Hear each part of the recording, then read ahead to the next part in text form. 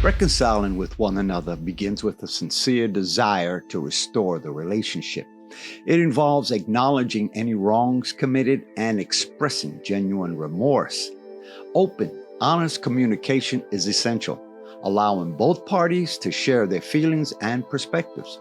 Listening emphatically fosters understanding and demonstrates respect for the other's experience. Forgiveness plays a crucial role, releasing any lingering resentment and allowing for healing.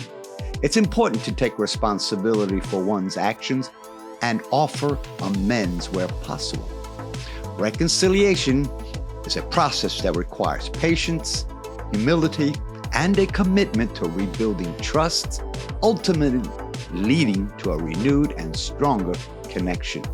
I'm Dr. Ray, and welcome to this week's Hosea International Speaks. Yahweh has spoken to Jacob to take his belongings and family and return to his homeland, the land of his birth. The reaction of Laban's son may have been one of the reasons for packing up and moving. They seem to think that their cousin, Jacob, has taken all that was their father's. You can see that in Genesis chapter 31, verse 1. Jacob is now close to 90 years old. He has 11 sons. I know we haven't mentioned the birth of Joseph yet, but we will look at him more closely when he is auctioned off to the Ishmaelites in chapter 37. We'll look at him really close. And Jacob has more than gained an inheritance. Remember, he came with nothing but with the clothes on his backs and the sandals on his feet, and maybe a mule or donkey or a camel that he rode on. Now he has been called by Yahweh to return to the homeland. And maybe, just maybe, it was the animosity that was beginning to be cooked up or beginning to brew that had him thinking, it's about time to leave. Thereby giving him the thought of seeking out Yahweh to see, should I return to my father's house? Have I been away too long? Have I used up my time here? I know those are some of the phrases that go through our mind when it's time to move or when we think about moving. The expression used by Laban's son explains just how much Jacob had acquired in the 20 years he had been in Haran. Jacob, you can see this in 31:1. Jacob has taken away all that was our father's, and of that which was our father's, he has gotten all the glory. You might want to underline that phrase, all the glory. That phrase, all the glory, has gotten all the glory, is the Hebrew word. He's gotten all the glory or the kavod. In other words, it means he's gotten all the glory, which we've seen. And how about this one? He's gotten all the honor, abundance, and he's gotten a reputation. Maybe just something around in that area because of what Jacob was doing. Everything began to increase. There is the possibility, though, that Jacob may have done business with others in the area, and his reputation was that of a good businessman, saying that Yahweh was with him, and that he might have been rising in stature with those around, because another word meaning for kavod is he received the reverence, or he received the reputation. When opportunity allowed, Jacob packed up and with all his family left Padam Aram for Canaan. And what he had given and what been given to him by Yahweh. The scripture says, for I have seen all that Laban does to you. This is Yahweh speaking. I am Elohim of Bethel. You can see this in chapter 31, verses 12 and 13, if you want to read along with me. For I have seen all that Laban does to you. I am Elohim of Bethel, where you did anoint a pillar, and where you did vow a vow to me. Now arise, get out of this land, and return to the land of your birth. But he would not be out of sight of Uncle Laban just yet. As soon as Laban heard that Jacob had left, he had gone into the field to shear the sheep. He had been gone for 3 days. He jumped on his horse and with his brothers pursued after Jacob. His pursuit of Jacob was to harm him and take all that he had and send him home the way he came, which was empty-handed. It would take him 7 days to catch up to Jacob. The idols but Laban, let me just jump to this one. But Laban would encounter Yahweh in a dream the night before he met up with Jacob the next day and said to him, "Take heed that you do not speak to Jacob either good or bad."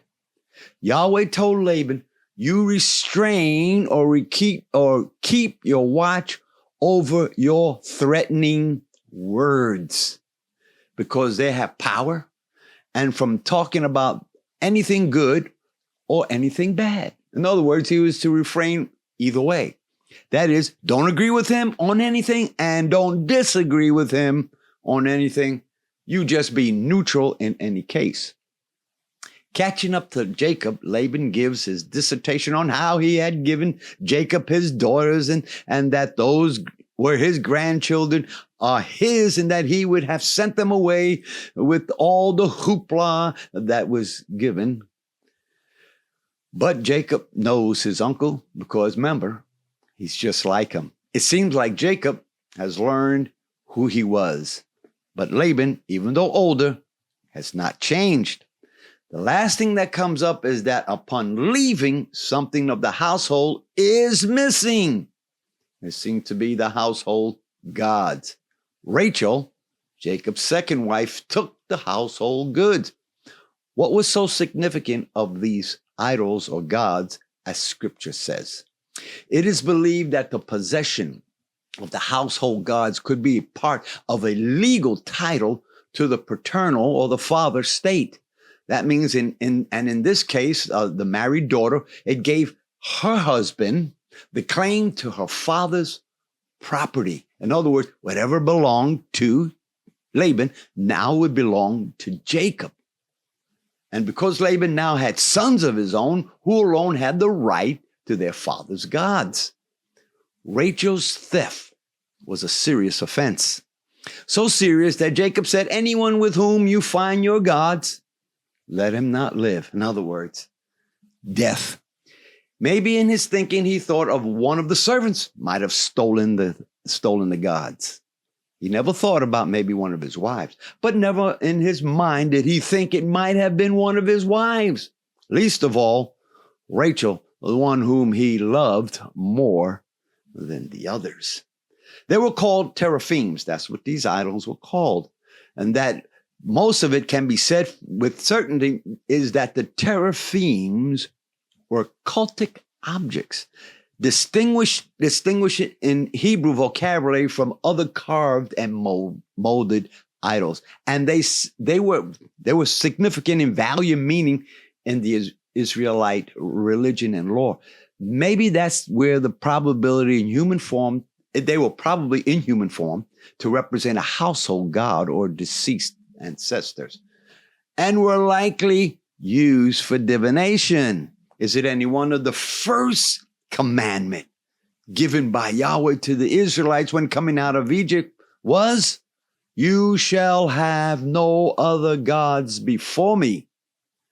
Can you imagine in the 400 years that they were in Egypt, the amount of gods they could have collected? They probably had to do some house cleaning before leaving, especially on Pesach, Passover night.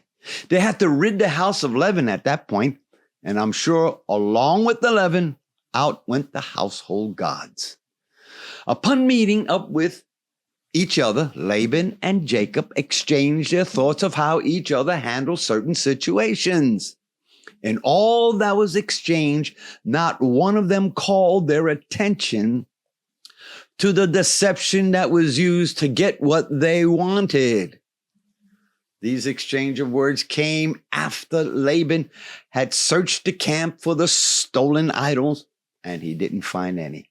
And with fury, with anger, Jacob let out all his frustration, saying, "What is my sin? What is my trespass?" is what he said. "What is my sin that you would have hotly pursued after me?"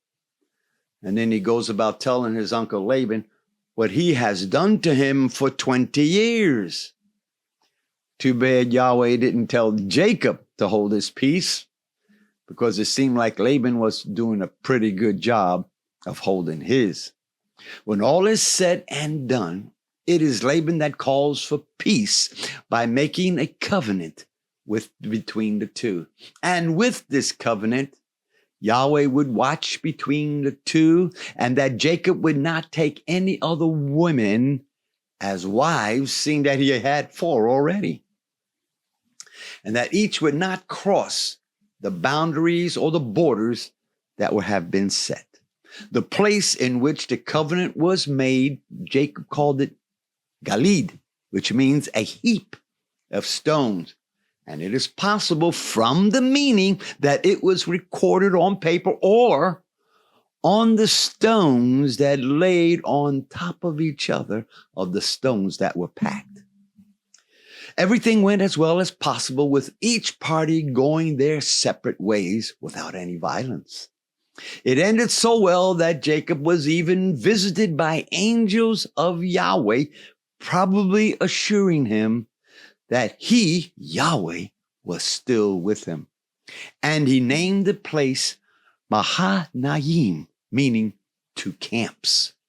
The picture that is painted here is walls continue, meaning that as long as the family stays within the walls or confines of the camp, it would be a place of freedom and safety and beauty and grace or mercy toward one another. And this is all done that Jacob could be looking forward to. But upon returning home, there was one more hurdle, to overcome: Esau. This will take us into the 8th division of the book of Genesis, which is called Vayishla. Well, we're going to look at that point starting next week. A very interesting area on what Jacob will do when he comes to meeting his brother Esau. Well, if you enjoyed this week's session, go ahead and hit the like button, probably right about there. And if you haven't subscribed, now is a good time to do so. And you can email me at 2 places, hoseainternational@yahoo.com or hoseaintspeaks@gmail.com. And if you still wish to give, you can do so by scanning any one of the 2 QR codes on your screen. I'm Dr. Ray, and I'll see you next week on Hosea International Speaks.